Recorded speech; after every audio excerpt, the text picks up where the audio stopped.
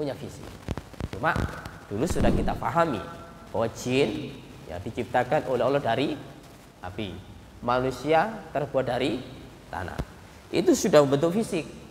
Manusia ketika Allah menjadikan manusia terbuat dari tanah liat yang bercampur antara ya sperma laki-laki dan perempuan kemudian berwujud manusia, itu sudah menjadi fisik.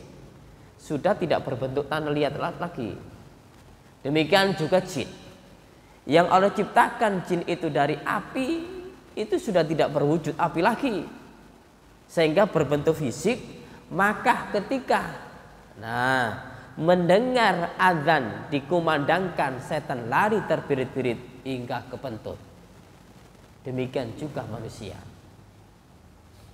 Kita rasakan dan juga kita akui bahwa manusia ketika melihat, menyaksikan atau mengetahui sesuatu yang menakutkan, itu bisa jadi enggak sampai orang itu pipis. Bisa kan ya? Ini banyak sekali terjadi gitu loh. Sehingga kami pernah untuk ngajar anak-anak, entah apa karena saking takutnya, ya kerjaan itu belum selesai, padahal waktu itu sudah akan habis, maka dia sampai pipis. Nah, ini wajar gitu loh.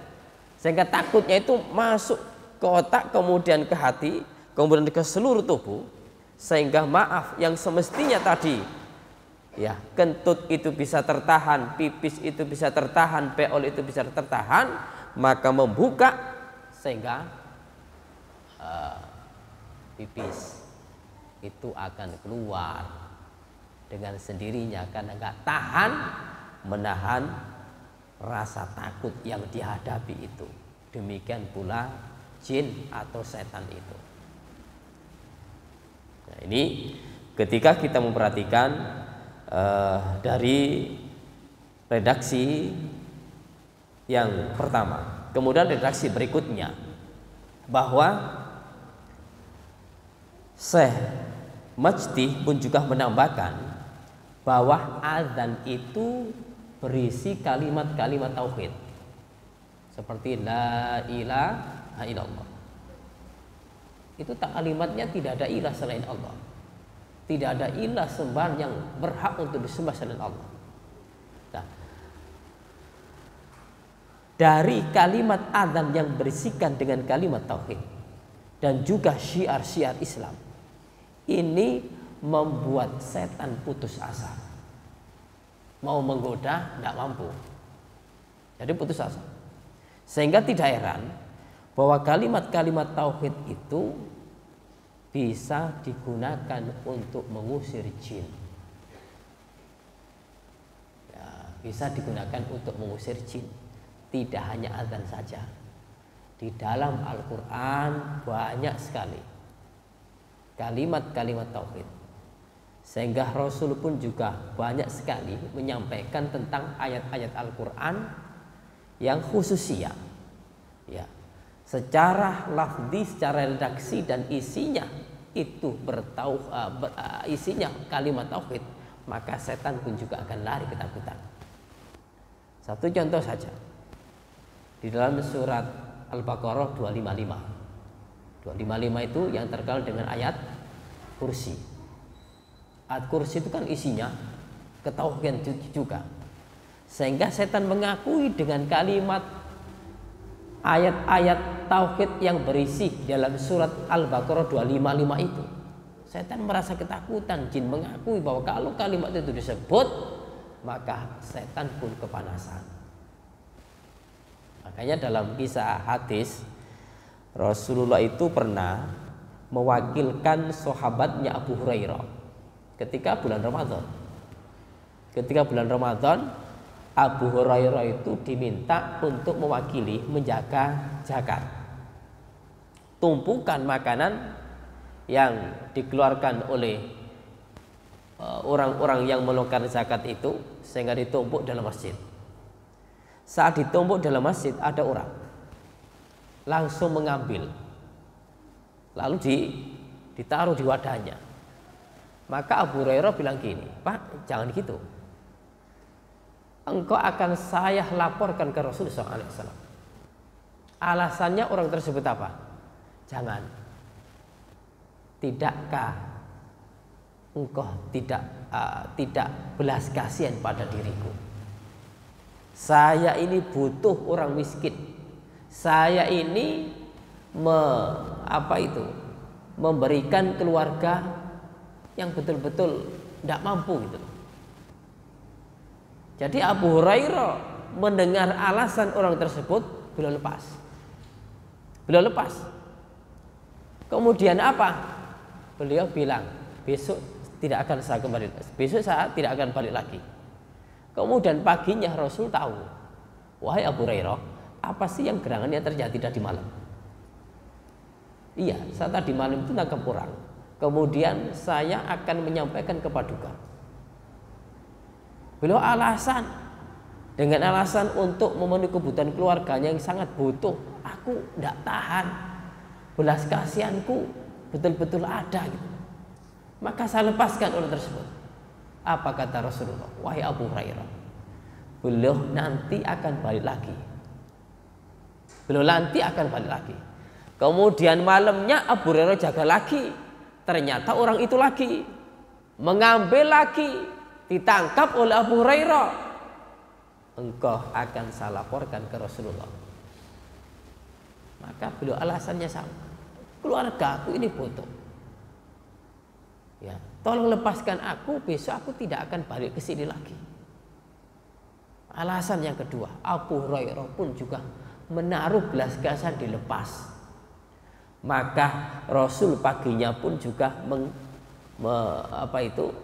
menghadap menemui kepada Abu Hurairah. Wahai Abu Hurairah, gerangan apa yang terjadi tadi malam? Orang itu lagi, Rasul datang lagi. Kemudian saya lepas alasannya. Betul-betul saya kasihan. Kemudian Abu Hurairah nanti yang ketiga balik lagi. Akhirnya balik lagi. Kemudian ditangkap oleh Abu Hurairah. Kemudian beliau alasan lagi, tolong engkau lepaskan saya, dan saya akan mengajari kalimat kepadamu yang jika kalimat ini engkau baca, maka setan akan lari. Kata Abu Hurairah, apa itu? Bacalah, Allahu la ilaha illa huwal hayyul qayyum, la ta'khudhu sinatun wa la nawm, lahu ma fis samawati wa ma fil ardh, man dzal ladzi yashfa'u 'indahu illa bi idzni, ya'lamu ma baina aydihim wa ma khalfahum, wa la yuhituna bi syai'in min 'ilmihi illa bima syaa', wasi'a kursiyyus samawati wal ardh wa la ya'uduhu hifdhuhuma wa huwal 'aliyyul 'azim. Ayat kursi. Maka esoknya Rasul datang. Gimana Abu Hurairah? Iya, Rasul orang itulah datang lagi. Kemudian saya lepaskan. Beliau mengajari ke kami satu kalimat, yaitu satu ayat surah Al-Baqarah 255, yaitu ayat kursi itu. Katanya ketika ayat itu dibaca, setan akan lari. Maka apa respon Rasulullah? Wahai Abu Hurairah, itulah setan, jin, yang untuk kalimat ini beliau benar bahwa ayat kursi adalah bisa untuk mengusir jin. Namun beliau itu dusta. Artinya setan itu, jin itu pembohong. Tapi untuk kalimat ini Rasulullah tahu, mendapatkan wahyu bahwa ayat kursi termasuk media, alat bisa digunakan untuk mengusir jin. Nah, ini biasanya dipakai untuk meruqyah. Yaitu kan ada dua, ruqyah syariah, ruqyah syirkiyah. Ruqyah syariah yaitu ruqyah yang berisikan tentang ayat-ayat Al-Quran dan juga hadis-hadis, doa-doa dari Rasulullah. Atau tidak Al-Quran, tidak hadis, tapi redaksinya tidak menyimpang dengan redaksi kita sendiri. Ya, seperti wahai jin, engkau jangan mengganggu ke tubuh orang ini. Bukan di sini tempatmu. Aku berharap engkau harus pindah dari tubuh si orang ini. Itu redaksi-redaksi yang bisa kita susun. Atau orangnya sendiri diminta untuk meruqyah dengan dituntun dengan kalimat yang sesuai Itu bisa gitu. Artinya ru'yah syariah itu tidak menyimpang dari aturan syariat dan tidak berbau syirik. Nah, tidak berbau syirik. Maka ini ketika kita kaitkan bahwa ayat-ayat Al-Quran yang isinya mengandung ketauhidan, ya seperti Al-Fatihah, Al-Baqarah 1 sampai 5, Al-Baqarah 163 sampai 165. Kemudian Al-Baqarah lagi 255, 2 ayat terakhir surah Al-Baqarah. Lalu bisa dengan surah Al-Imran ayat 1 sampai 5. Surat As-Saffat ayat 1 Ali Imran tadi 1 sampai 10. Kemudian As-Saffat 1 sampai 10. Nah, kemudian nanti surat Al-Aqaf, surat apa lagi itu? Banyak sekali. Kemudian surat Al-Mu'awwidzat. Al-Mu'awwidzat nanti pungkasan yaitu 3 kul. Qul huwallahu ahad, qul a'udzu birabbil falaq, qul a'udzu birabbin nas. Maka banyak hadis-hadis yang bisa digunakan untuk meruqyah. Seperti Rasul pernah diruqyah oleh malaikat Jibril saat Rasul mau dibakar oleh jin untuk membawa api. Kemudian Rasulullah diruqyah oleh malaikat Jibril dengan redaksi yang cukup panjang itu. Allahumma inni a'udzubika min Allahumma inni apa itu? Doanya cukup panjang itu. Ya, sehingga banyak doa-doa yang diajarkan Rasulullah untuk kita meruqyah seseorang yang terganggu jin. Nah, baik. Itu kalau kita berbicara masalah redaksi-redaksi yang berisikan tauhid bahwa jin-jin pengganggu itu akan lari. Seperti ini azan. Lah azan ini apakah hanya sekedar untuk azan saja ketika waktu mau masuk sholat, kemudian dikumandangkan azan setan lari? Ternyata tidak. Di dalam hadis yang bersumber dari Suhail bin Abi Saleh, dia berkata, isi perkataannya gini, arsalani abi ila bani Harisa. Dari Suhail bin Abi Saleh, beliau mengatakan bahwa abiku pernah mengutus aku kepada Bani Harisa. Kala seraya mengatakan wa ma'iyah gulamun lana wa sahibu ma'ana. Maka kami ini ditemani oleh pembantu seorang laki-laki. Kemudian fanada munadin min khaidin bismihi.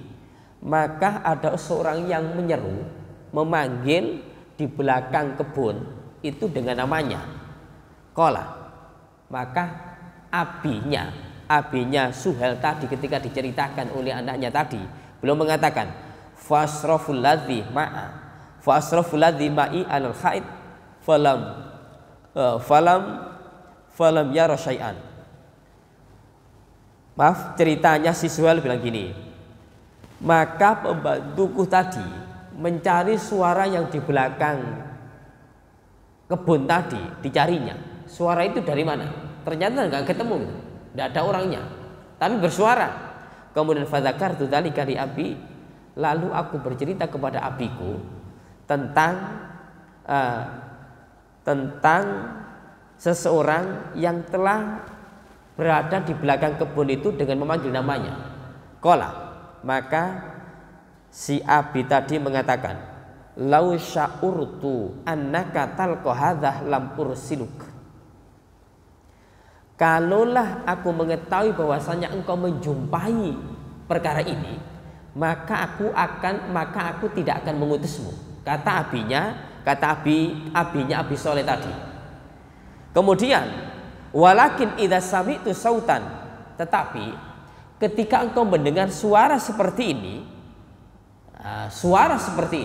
ada orang manggil, dicari-cari nggak ada, maka fanada bisolat, segera untuk memandangkan azan seperti azan sholat. Fa inni sami'tu Abu Hurairah yuhaddisu an Rasul sallallahu alaihi wasallam. Karena sesungguhnya aku ini pernah mendengar Abu Hurairah menceritakan dari Rasul sallallahu alaihi wasallam setelah mengatakan qala inna syaitan idza nudiya bisalah. Sesungguhnya syaitan ketika dikumandangkan azan untuk salat, walla, setan itu berpaling, walahu khususun, dan sampai setan itu mengeluarkan kentut. Ya, artinya apa? Maksud dari hadis ini bahwa kumandang adzan itu tidak hanya untuk sholat saja, tetapi bisa digunakan untuk jin-jin pengganggu. Bahasanya ruqyah syariah. Tapi teknisnya nanti kalau meruqyah seseorang yang mungkin kesurupan, seseorang yang mungkin kena sihir, maka adzan dikumandangkan di atas orang yang sakit tadi. Adzannya jangan dilakukan seperti adzan itu sholat, ya, seperti biasa saja. Nah, ini sama gitu. Dan ini biasanya orang yang kesurupan tadi akan berteriak, menjerit, dan setan itu insya Allah akan pergi. Nah, ini kalau berbicara tentang ruqyah syariah, diantaranya adalah dibunyikan atau disuarakan dengan suara adzan.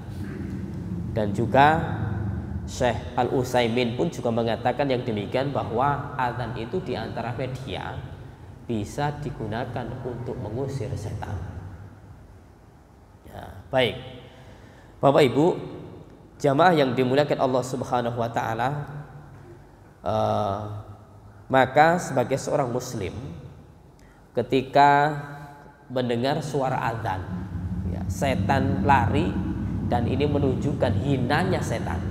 Kemudian sebagai seorang muslim ketika adzan dikumandangkan, ayo bergegas untuk hadir ke masjid karena tiba waktunya sholat.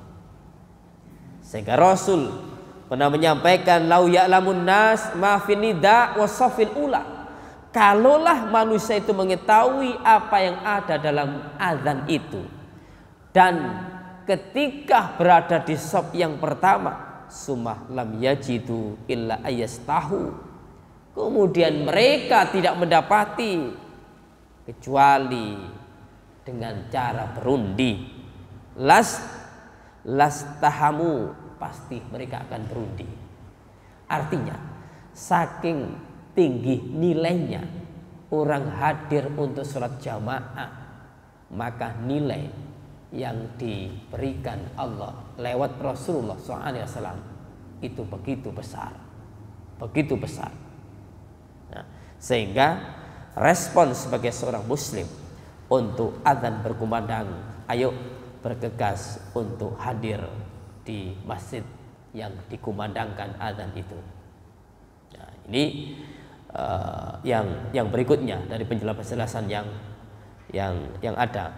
Kemudian di dalam hadis ini bahwa setan lari ketika menyimak azan. Kemudian azan selesai, setan datang menggoda. Lah godanya gimana?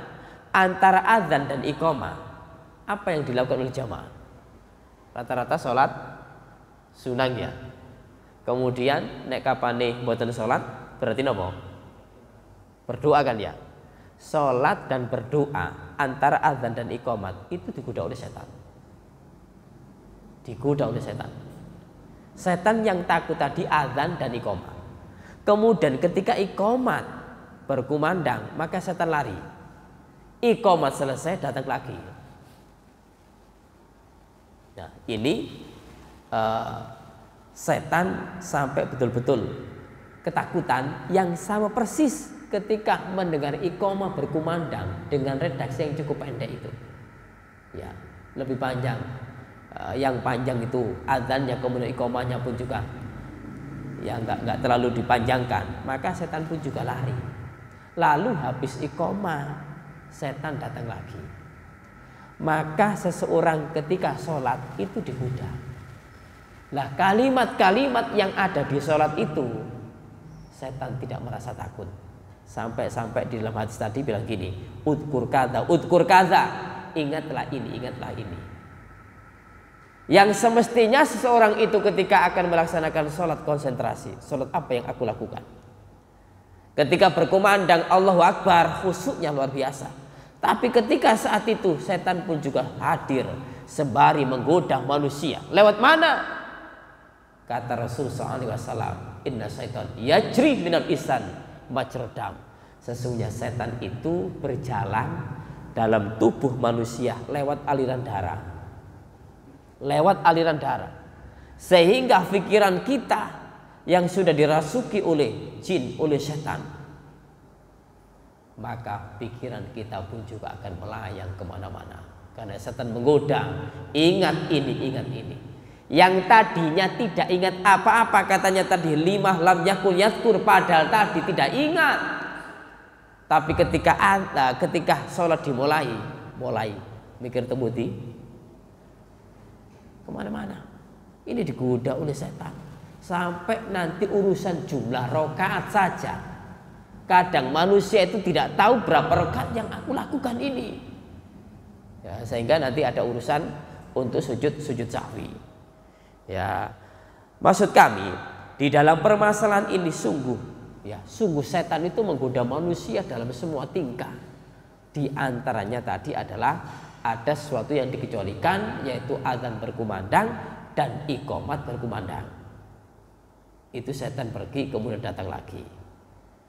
Nah, ini lalu di dalam mensikapi yang demikian ini, ayo kita betul-betul ya, setelah mengetahui bahwa trik-trik setan adalah waktu setan menggoda kita itu betul-betul luar biasa. Ketika adzan berkumandang pergi kemudian datang lagi, iqamat dikumandangkan pergi kemudian datang lagi, maka godaan setan itu cukup terus menggoda kita. Setelah kita tahu yang demikian ini, bagaimana sikap kita? Dengan cara beristighfar dan juga mengingat akan kekuasaan Allah. Tanpa daya pertolongan Allah, kita tidak akan bisa mengalahkan mereka. Semuanya itu tidak lain dan tidak bukan adalah pertolongan dari Allah Subhanahu wa taala. Sehingga berdoa, ad-du'a'u bainal adzan wal iqamah yuradu. Ketika doa seorang hamba untuk mengingat akan Allah, mensyukuri akan nikmatnya, setan pun juga akan tidak mampu menggodanya. Makanya di dalam surat Al-A'raf ketika setan mengatakan, ya Rob, ketika engkau telah menyelewengkanku, atau ketika engkau telah mengusir aku dalam surga, ketika berada di tempat yang nyaman, maka aku akan goda hambamu dari arah kanan, arah kiri, arah depan, arah belakang, kecuali satu yang tidak disebutkan di dalam ayat itu, dari arah atas. Dari arah atas. Maksudnya apa? Ketika seorang hamba itu ingat Allah, berzikir kepada Allah, minta pertolongan kepada Allah, maka setan pun juga tidak akan mampu menggodanya. Alias kita berdoa kepada Allah. Berdoa kepada Allah. Jadi ada solusi yang kita itu ketika dekat kepada Allah, insya Allah setan itu tidak akan mampu untuk menggoda manusia. Nah, ini sekarang kita perhatikan juga bagaimana penjelasan hadis ini setelah kita mengungkap terhadap isi kandungan dari redaksi-redaksi yang ada dalam hadis ini. Kita juga akan masukkan tentang keutamaan muadzin. Ya, keutamaan muadzin ada beberapa hadis yang kami kutip. Yang pertama hadis dari Barok bin Azib radhiyallahu anhu yang diriwayatkan oleh Imam Nasai dan Imam Ahmad. Rasul SAW mengatakan, innallaha wa malaikatu yusholluna ala saffin muqaddam. Sesungguhnya Allah, malaikat bersolawat kepada seorang hamba yang berada di shaf yang pertama. Solawat Allah memberikan rahmat dan memberikan keridhaan. Solawat malaikat beristighfar, memintakan ampunan kepada hambanya. Maka wal muadzin yughfarullahu, bagi shaf yang pertama dimintakan ampunan oleh malaikat dan Allah berahmati. Lalu muadzin diampuni dosa-dosanya, madda sautahu wa yasuddukuhu, selama kumandang muadzin itu sepanjang suara yang beliau dengungkan. Dan orang yang ada yang menyimaknya, wa yusaddiquhu man sami'ahu, orang yang menyimaknya itu membenarkannya. Artinya ketika kumandang azan disimak oleh orang kemudian dijawabnya, itu maksudnya mereka mendengarkan. Siapakah yang mendengarkan itu? Min ridbin wa yabisin, orang yang dalam keadaan kering atau dalam keadaan basah, siapapun yang mendengarkannya kemudian menjawabnya, walahu mislu ajri man sallama'ahu, maka ia akan mendapatkan pahala seperti orang yang melaksanakan dari amalan itu. Maknanya Bapak Ibu, bahwa seorang muadzin itu dimintakan ampun atau dimaafkan kesalahan-kesalahan oleh Allah Subhanahu wa taala.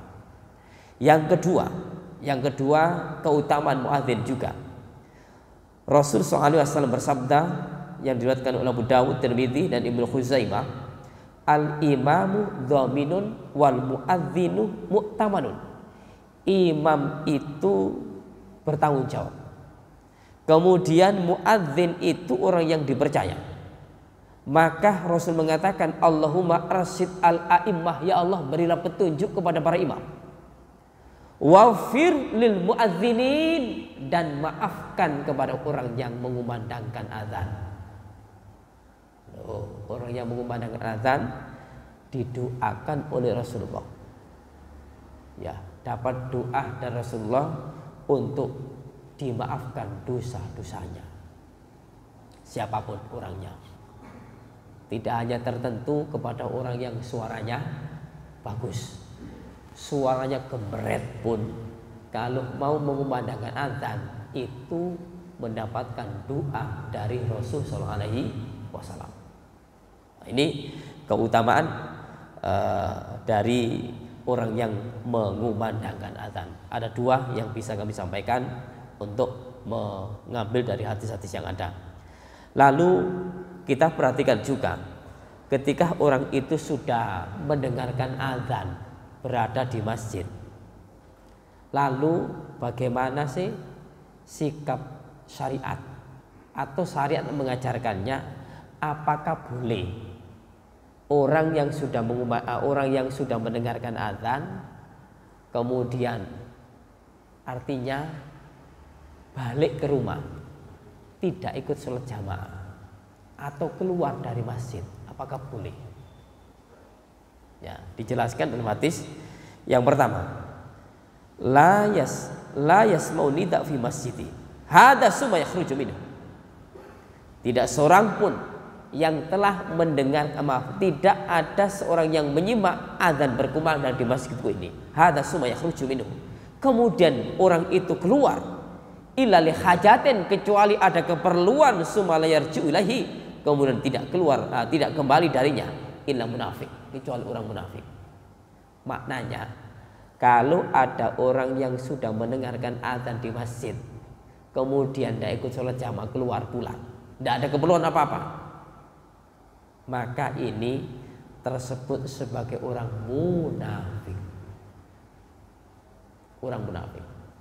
Tidak disebut orang munafik ketika ada pengecualian yang memang syar'i. Seperti apa? Illa li hajatin, kecuali kebutuhan. Contoh apa?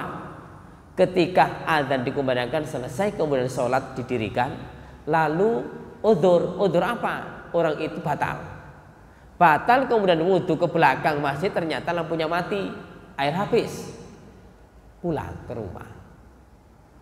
rumah, wudhu di rumah kemudian balik lagi. Nah, jangan ketika air masjid habis kemudian pulang ke rumah gak balik. Wonten ngeten iki. Kalau di sini tidak ada ya. Ini tidak boleh. Kalau itu dilakukan oleh orang Islam, maka menunjukkan sifat kemunafikan telah melekat. Ada sifat kemunafikan. Ini nggak boleh itu. Nah, belum didirikan sholat pulang. Kecuali ada sesuatu yang penting tadi. Nah, seperti ini, dulu teman kami cerita gitu loh. Ketika sholat isya malam-malam, ya, sholat isya lampunya mati, lalu masuk masjid, lantas sudah jamaah berdua, kemudian yang makmumnya itu kentut, lantas pulang keluar, ya dianggapnya oleh imam nanti pas balik, nanti yang jelas balik lagi gitu loh. Ternyata wudhu di masjid entah airnya ada ataupun tidak, beliau nggak wudhu di situ, kemudian pulang nggak balik-balik, terasa nggak balik-balik, pikirannya macam-macam. Wah, ini bukan manusia yang berada di samping saya tadi. Akhirnya ketakutan, beliau lari juga. Nah ini kan, ya ini lain urusannya gitu loh. Ya ketakutan gara-gara dianggapnya ini bukan manusia. Nah, dianggapnya jin. Kok ikut saya kemudian keluar nggak balik-balik. Ternyata cerita, saya tadi sebetulnya sholat sama sampean. Kemudian saya cari wudhu, air tidak ada, air mati. Kemudian sudah, saya pulang nggak balik. Ini yang nggak baik. Sifat kemunafikan melekat. Nah, ini bukan yang salah, yang ketakutan tadi. Kalau takut kan memang sulit gitu loh untuk menengahi karena takut. Tapi sebetulnya nggak usah takut lah. Ya, nggak usah takut. Nah ini yang pertama, bahwa sifat kemunafikan itu melekat pada diri seseorang. Lalu pada hadis yang lain dijelaskan, diriwayatkan oleh sahabat Utsman bin Affan, Rasul SAW bersabda, man adrokahul adzan fil masjid, siapa yang menjumpai atau mendengarkan adzan di masjid, summa kharaja, kemudian orang itu keluar, lam yakhruj li hajatin, beliau tidak keluar karena keperluan, beliau tidak keluar karena keperluan, wa huwa la yuridu raj'ah, orang itu tidak ingin untuk balik lagi, fahuwa munafik, maka orang tersebut termasuk kategori orang munafik. Ini jelas. Jadi keluar nggak balik tanpa ada alasan. Nah, ini yang hadis yang kedua yang bisa memperkuat pada hadis yang pertama tadi. Nah, kemudian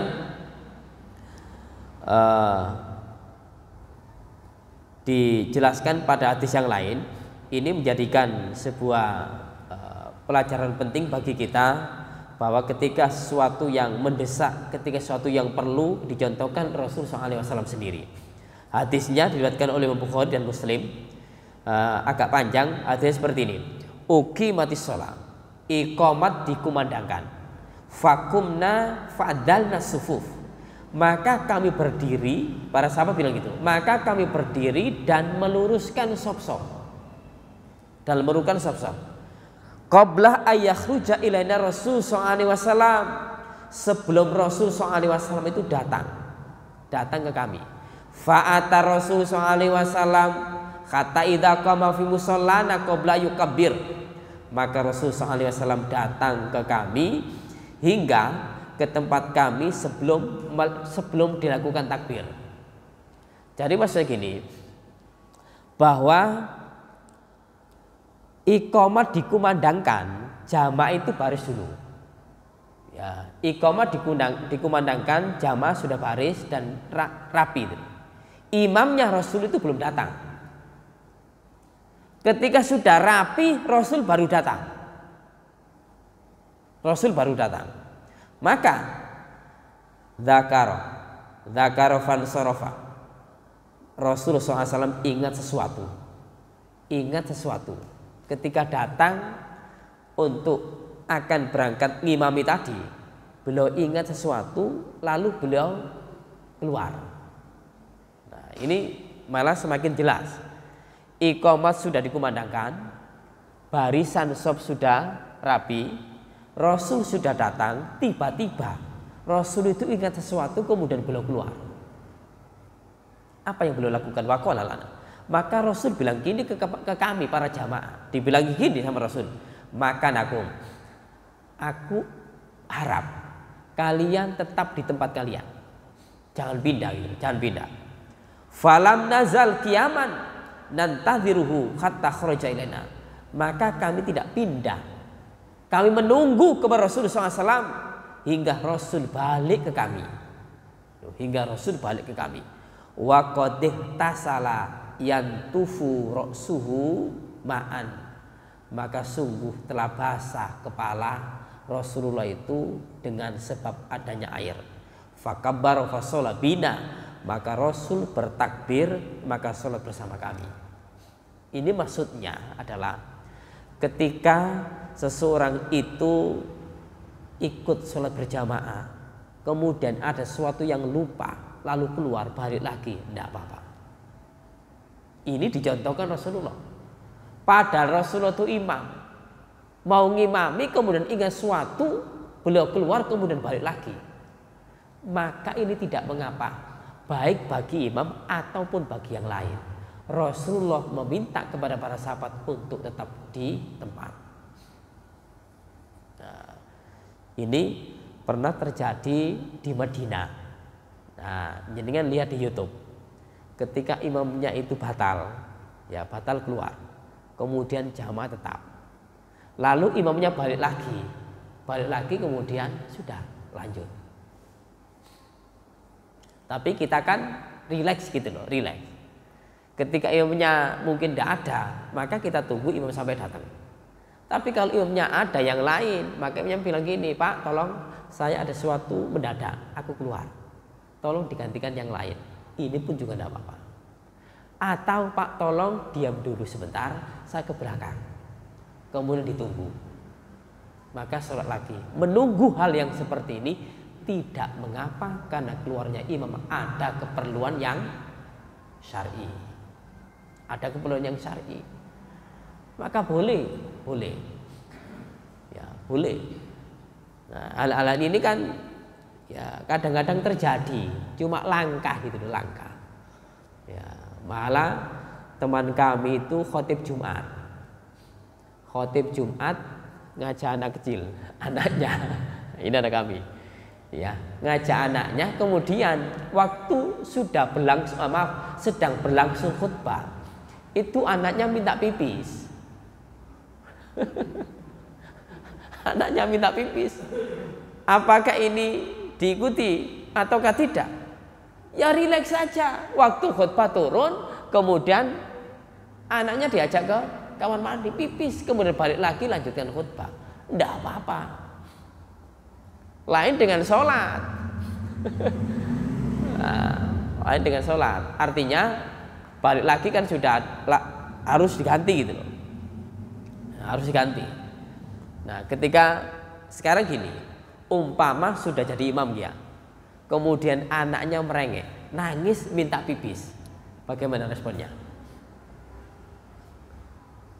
Apakah dibatalkan atau dibiarkan anaknya itu? Ini sama dengan kita gitu loh. Umpama kami jadi imam, kemudian mau pipis ya keluar. Umpama kami jadi imam ternyata anaknya minta pipis, apakah mungkin pipis di masjid? Tidak mungkin kan ya. Kita ajak keluar, batal berarti maka yang belakang maju. Yang belakang maju. Nah, ini kalau memang dalam keadaan kondisi-kondisi tertentu.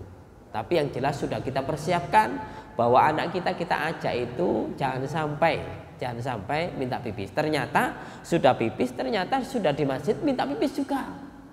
Ini dalam kondisi-kondisi yang memang kita tidak bisa untuk menolak gitu. Nah, ini tidak apa-apa gitu. Dan memang harus keluar. Kemudian untuk imam tidak bisa sudah berlangsung. Kemudian nanti balik lagi untuk jadi imam lagi. Tidak, yang belakang melanjutkan.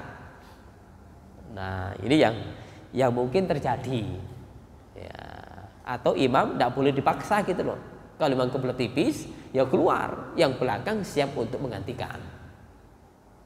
Nah, ini yang justru dicontohkan Rasul SAW sendiri dalam hadis riwayat Bukhari dan Muslim.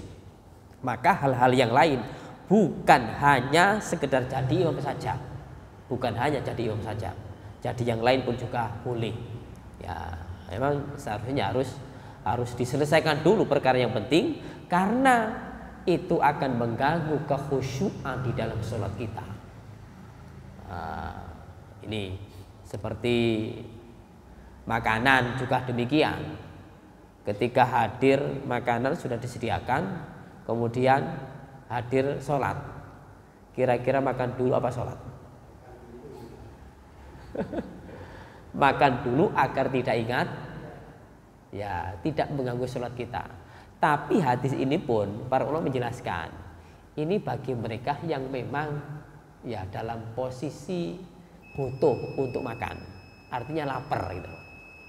Tapi kalau sudah kenyang, disediakan makanan, yo nggak tepat makan lagi gitu loh. Ini berlebihan. Artinya bagi orang yang tidak butuh makan, artinya sudah kenyang, walaupun sudah disediakan makan, ya sholat dulu. Tapi kalau memang perutnya itu ya lapar, ya makan dulu, karena lapar ketika sholat pasti ingat. Kalau sudah kenyang, sholat walaupun ada makanan, insya Allah sudah terpikirkan. Karena jujurnya manusia itu seperti itu. Kecuali orang yang rakus loh ya, yang rakus. Makan satu piring kurang lagi, makan satu piring kurang lagi, ini naik lagi. Ini juga nggak baik gitu. Artinya yang rapi bahwa ketika sudah disediakan makanan, azan berkumandang, sholat akan didirikan, maka makan dulu kalau memang orang itu memang dalam posisi lapar. Tapi kalau sudah kenyang, selesaikan sholat dulu, kemudian baru makan. Toh itu kalau memang masih menginginkan untuk makan. Ya, permasalahan yang demikian ini sangat pelik dan sangat ya memungkinkan untuk bisa terjadi pada diri kita. Ya, sehingga penjelasan hadis ini perihal azan ada sisi-sisi tertentu yang perlu kita jelaskan dan juga perlu kita pahami. Di antara penjelasan tadi bahwa azan memiliki sebuah keistimewaan. Satu, bisa mengusir jin, dan juga dengan sendirinya bahwa setan itu lari terbirit-birit sampai kebentut jika azan berkumandang dan iqamat ditegakkan. Kemudian yang berikutnya bahwa manusia itu selalu digoda oleh setan. Maka bagaimana jiwa kita untuk tidak terganggu oleh setan, yaitu berzikir kepada Allah Subhanahu wa taala. Karena inilah yang setan itu tidak mampu untuk menggoda bagi orang yang ingat Allah Subhanahu wa taala. Kiranya itu bisa ditangkap. Nggih. Nggih. Nggih. Monggo. Monggo. Ya. Itu berarti kan sholat kita kan katakanlah nggak khusyuk. Apakah itu masih bisa diterima setelah kita? Ya. Baik. Khusyuk memang pada dasarnya betul-betul ingat akan bacaan. Tapi untuk mengingat terus itu bagi kita sulit. Rasul sallallahu alaihi wasallam sendiri pun juga ketika beliau jadi imam, ada anak kecil di belakang menangis. Ada anak kecil di belakang menangis. Itu pun setelah selesai sholat beliau katakan, anak siapa yang nangis tadi? Berarti Rasulullah pada saat sholat dengar apa? Mendengar, menangis kan ya. Maka ketika dengar sesuatu, ingat sesuatu, balikkan lagi. Ingat sesuatu, balikkan lagi. Dan jangan kita katakan istighfar, jangan. Sudah konsentrasi lagi. Nah itu. Bukan berarti kita itu, sholatnya batal, enggak apa-apa itu. Iya masih diterima. Makanya sholat itu adalah ada yang nilainya 100%, 90, 60, sekian persen. Ketika banyak ingat di luar, maka persenannya akan ngoten nggih. Nggih, monggo.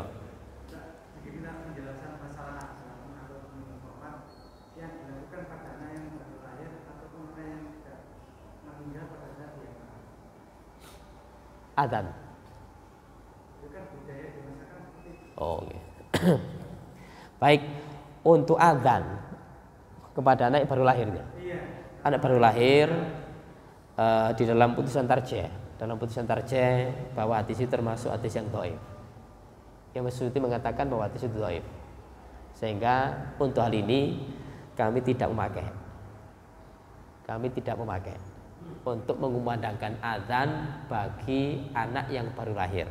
Tapi kami menghargai, menghormati saudara-saudara yang masih tetap memakai azan, karena kami menggunakan doa, ya, doa seperti Nabi Ibrahim mendoakan kepada Ismail, ya.